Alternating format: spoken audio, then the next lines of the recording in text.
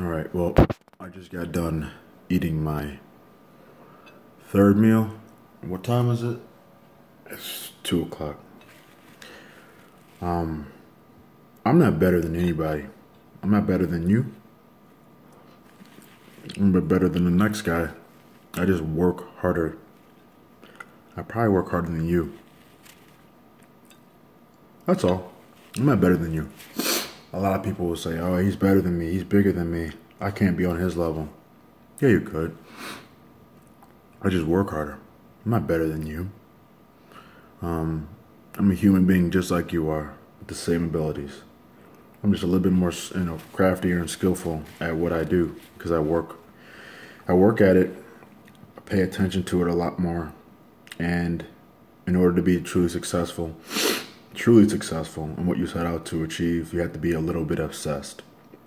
So yes, I'm a little bit obsessed over what I want to do, what I want to succeed in. And that's the only true way to be number one. Have that champion mindset. I'm not better than you. I just work harder.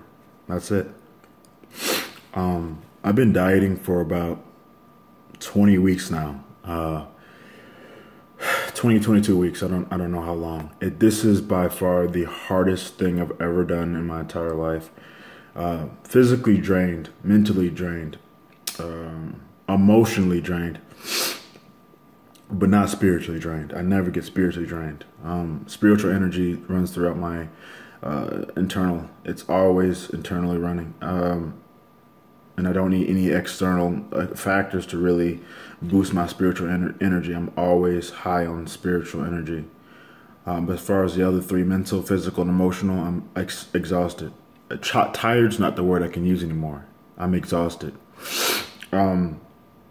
This is by far the hardest thing I've ever done. Like I said, I've always lifted weights. I've always ate healthy, meal prep, all that bullshit. Lifting weights is easy now. But when you do it consistently for 20 weeks upon end, it's so difficult. Anybody can do it for 2 to 3 days. Anybody can do it for a week and say they dieted for a week. And then you have people who do things for 30 days, these stupid ass 30-day challenges, these dumb ass fads that people do. And they stick to it for 4 weeks, 3 weeks, and they go right back to how they were. I don't expect anybody to do what I'm doing. But one thing that I've truly noticed throughout this process is it makes me so mentally strong. It's absolutely insane. My work ethic has just shot through the roof. Nothing will stand in my way. When I put out in the universe that I will take first place, that I will turn pro, that I will place top 3, any goal that I put out into the universe, it comes back to you if you work towards it with 100% effort, emotion, and spirit.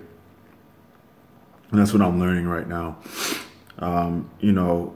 A lot of people complain when they diet, they don't want to diet. They don't want to eat this. This food tastes nasty. At the end of the day, you don't want it. Then you got people that say they want to lose weight. They want to gain muscle. And you give them the exact plan, what to do. You cannot teach people how to be self-motivated. That is just internal. It's innate. It's like intuitive. You cannot really teach self-motivation. It just has to be a trigger that goes off. And for me, I'm self-motivated. To give you an example, I have 0 carbs now. Carbs with glycogen and sugars like potatoes, rice, oats. And then on the flip side of that, I have no fats. So if you think about it, if you're educated on nutrition, carbs are your main source of energy. Fats are second source of energy. So I have no energy. Literally, I'm eating protein, which can be converted into glucose over time for energy. But the body really uses, right now, probably using my protein just for recovery. So I have protein and I have vegetables. That's it. Every meal. I've never done this before. Last week I dieted last show I dieted for 10 weeks. This now, like I said, this is my 22nd week. I never want to go through this type of diet again, like this long. I'm always going to compete, but I want to stay around 12 to 16 weeks. But I'm drained. absolutely drained. Every single, every time I stand up, I'm exhausted. And I sit down, I'm exhausted. When I go to the gym, I'm exhausted. When I leave the gym, I'm exhausted. When I get in the shower, I'm exhausted. When I get out the shower, I'm exhausted. When I cook, I'm exhausted. When I eat, I'm exhausted. But that doesn't fucking matter. Everybody wants to make an excuse about how tired they are and this happened in their life. I broke up with Caitlin. We are no longer together. I had to make that decision for the best of us, for the best of both of us. And that's a huge, huge, huge hit to my life, right? Doesn't matter. I have to keep going. Anything along the way, any bump, it can be a fucking bump or a goddamn hill. You have to get over it, man. It can be a fucking gust of wind or a fucking tornado. You have to get through it. And that's what this sport has taught me. In anything you do in life, you can't just fall. You can't just be weak and just fall over and collapse. Otherwise, all situations are going to knock you the fuck over. For me, battling through all of this, it might be, to you, it might not seem like the biggest thing. And to me, it's just a fucking show. It might seem like a fucking show to you, just a small little show, but at the end of the day, I don't give a fuck if it's the smallest NPC show in the nation or if it's fucking Mr. Olympia. I'm going to train the exact same. Train exactly as hard as I do. I train whether I'm on 800 to 1,000 grams of carbs or if I'm on fucking 0 grams of carbs. I train the exact same way. And I showed myself that today. The only person that's putting barriers up against you is fucking you. You're the only person. I told myself when I woke up today, I can't move. I'm exhausted. I'm stiff. I'm sore. All these fucking negative thoughts. And then I just kind of snapped out of it. And I said, well, you know what? I have 7 more days. I have to fucking do this. So I stood up. I put my clothes on. I went downstairs and ate, drank water, and went to the gym. Exhausted. I told myself, well, I'm going to do chest today. 315 is probably out of my range. So I'm automatically telling myself what I can't do. I go into the gym, and 315, I complete. And I stood up, and that right there, that moment when I did 315 in on season, 1 week out for a bench, for reps. That right there, that moment I realized this game of life is not physical, it's mental. Every fucking thing is mental. Is there a little bit of physicality involved? Absolutely. But it's mental. It's at the end of the day, if you tell yourself you're going to do something and you fucking set out to do it, it doesn't matter if I set out to do 8 reps and I only got 4, I'm still a winner at the end of the day because I at least tried. And that's exactly the same way I feel about these shows. If I take fucking 4th, 5th, 8th, it doesn't matter. I'm still a winner in my mind because I'm putting everything out on the table. Every little drop I have. No one trains harder than me. No one diets harder than me. Nothing. I'm in a house with my mother right now. There's fucking everything full with this. There's not a lot of junk, but there's bagels, there's bread, there's pasta, there's fucking carbs everywhere. There's wine.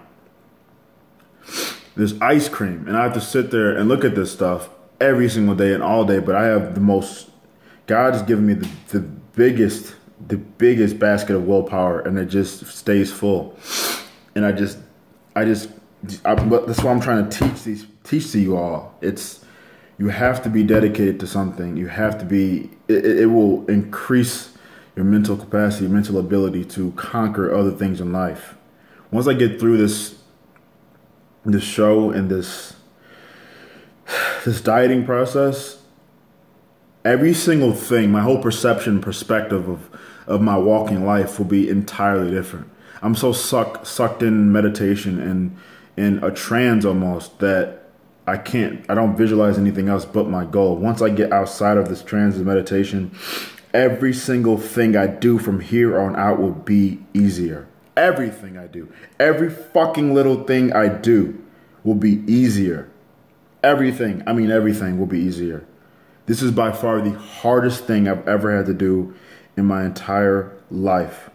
Not just the training, not just the diet, but going through a breakup, going through moving, going through having to scrape up money just to fucking feed myself. Loneliest sport. You're all alone in the sport. You don't have a lot of friends who understand what you're doing. You don't have a lot of friends who support you. If you're not posting on Instagram and Facebook frequently, people forget about you. They don't text you, see how you're doing.